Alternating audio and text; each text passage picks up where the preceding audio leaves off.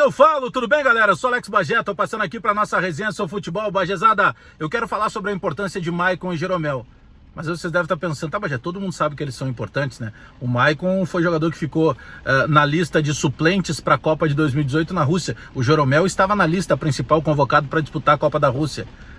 Eles são jogadores fundamentais no time do Grêmio. Quando o Maicon não estava capitão, o capitão era o Jeromel. Todo mundo sabe que eles são importantes. Então, não, eu quero falar da importância deles dentro, mas também fora de campo. E o quanto nos últimos dias isso foi fundamental também para esse crescimento do Grêmio. É sobre isso que eu quero falar agora. Dá o like no vídeo, dá o joinha pra gente fortalecer a resenha, te inscreve no canal, espalha nos grupos de WhatsApp e aperta o sininho para receber as notificações.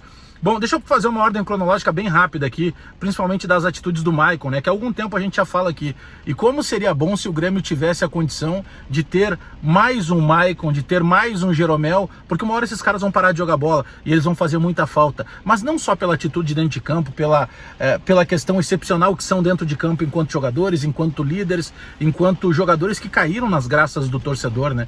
O Jeromel da sua maneira, o Maicon da sua maneira, mas a torcida gosta demais desses dois jogadores. E quando o Maicon ou o Jeromel começam a falar, o torcedor do Grêmio para ouvir. Porque dali sempre vem coisa boa, sempre vem coisa para agregar no grupo de jogadores. E por que eu estou dizendo isso? Se vocês lembrarem, nesta sequência invicta que nós estamos aí, recente, Copa do Brasil, Brasileiro e também da Libertadores, o último jogo, se eu perguntasse qual é a última derrota do Grêmio, alguns de vocês...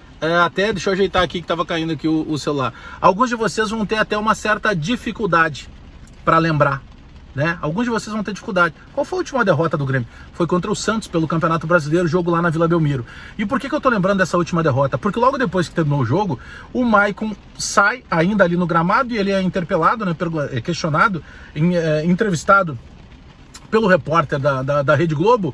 E ele fala de algumas coisas que chamaram a atenção, né? Porque sempre, como eu digo, quando o Maicon ou o Jeromel falam, todo mundo para ouvir. Pera aí, o que esse cara tem para dizer? E o Maicon chamou a atenção para que o Grêmio precisava ter mais comprometimento dentro de campo, que do jeito que estava não funcionava, que a torcida do Grêmio é uma torcida que cobra, uma torcida que está acostumada a títulos e que o Grêmio tem mais qualidade para poder jogar um futebol melhor daquele que vinha jogando. E aí passou, a gente tentou entender o que está acontecendo. Um dia ou dois depois teve uma entrevista também forte do presidente Romildo Bolzan Júnior, o presidente meio que rebatendo isso, né? Temos que tratar as coisas de forma interna, não publicizar, não externar qualquer tipo de ruído que exista.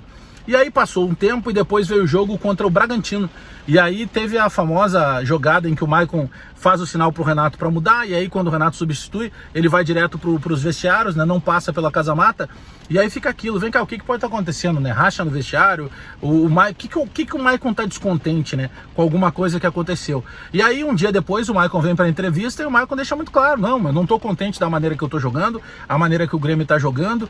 Mas o que eu quero pegar nisso? Apenas jogadores do tamanho do Maicon e do Jeromel têm esse estofo, né? Essa capacidade de se posicionarem dessa maneira e não gerar um desconforto, não gerar um constrangimento no próprio grupo de jogadores. E por que eu estou dizendo isso? Porque esses momentos últimos agora, dessas entradas do Jean-Pierre, e que na verdade todo mundo sabe, mudou a maneira do Grêmio jogar, essa reaproximação do Renato com o Jean-Pierre, o Renato dando mais possibilidade do Jean-Pierre jogar, dando sequência de jogos. O Jean-Pierre entra na última parte lá do jogo contra o Juventude.